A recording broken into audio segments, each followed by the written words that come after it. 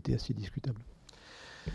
Dans les quêtes d'énergie nouvelle, finalement qui animent vos travaux et votre groupe à partir de 2014, vous avez parlé des carburants alternatifs, donc du biogaz, du bioéthanol. Est-ce qu'il y a d'autres formes de recherche sur des carburants liquides ou gazeux autres que ceux issus de la transformation de produits agricoles? Alors, je vais vous dire, toute l'énergie qui est sur la planète, elle vient du Soleil. Donc ça, c'est une constante. Après, on peut l'exploiter à travers les fossiles qui ont été transformés par des millions d'années sous la Terre. On peut essayer d'utiliser l'énergie solaire directement. C'est le photovoltaïque, mais avec ça, pour la mobilité, ça ne marche pas bien. Ou alors on peut passer par les plantes, puisque les plantes transforment l'énergie solaire et la stockent, et donc on peut aller chercher cette énergie, et donc le cycle de production d'énergie des plantes est plus rapide que le cycle, évidemment, des énergies fossiles.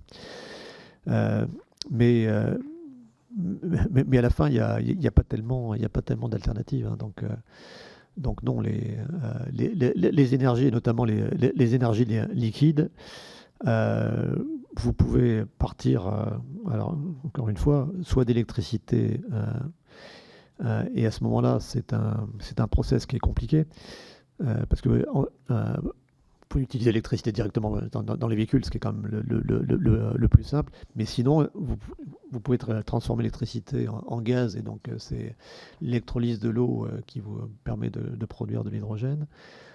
L'hydrogène, c'est gazeux, c'est compliqué à utiliser. Alors je sais bien qu'on le met dans les fusées, vous pouvez le mettre dans un avion, mais enfin c'est quand même pas, c'est sûrement pas idéal.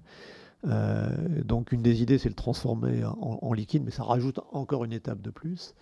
Donc c'est ce qu'on appelle les e-fuels, et donc vous recombinez l'hydrogène, donc H2, désolé pour les symboles chimiques, avec du carbone en gros. Donc vous recréez un hydrocarbure synthétique, et avec ça vous pouvez faire un hydrocarbure liquide qui va être dense, et que vous pouvez mettre dans un avion sans problème, dans des voitures, etc.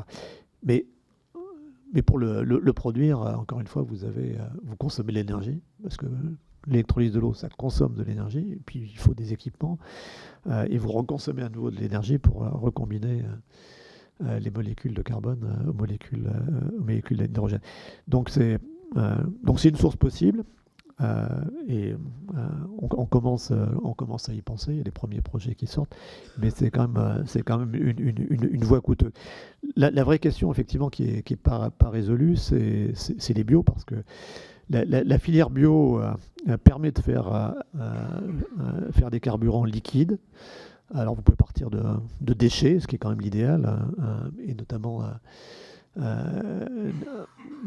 de graisses animales. Et on a fait chez Total, mais on n'est pas les seuls, des bioraffineries, celle existante à La Mède, qui est capable de transformer des graisses animales en biodiesel, ou en biokérosène pour les avions. Donc on sait faire.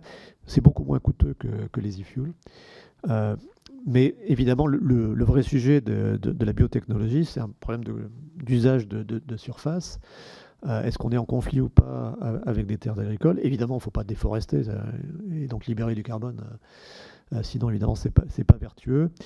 Et la question qui peut se poser, est-ce qu'on peut ou pas réserver une partie des surfaces sur la planète pour produire des biocarburants, mais en réservant ces biocarburants là où l'électricité n'est pas vraiment adaptée. Et c'est notamment effectivement le transport. Le transport aérien,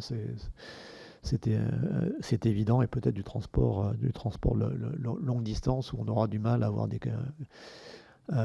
camions avec des batteries extrêmement lourdes et qui vont poser des tas de problèmes. Donc sur les bio, moi je pense que fait partie de la solution, mais il faut les limiter.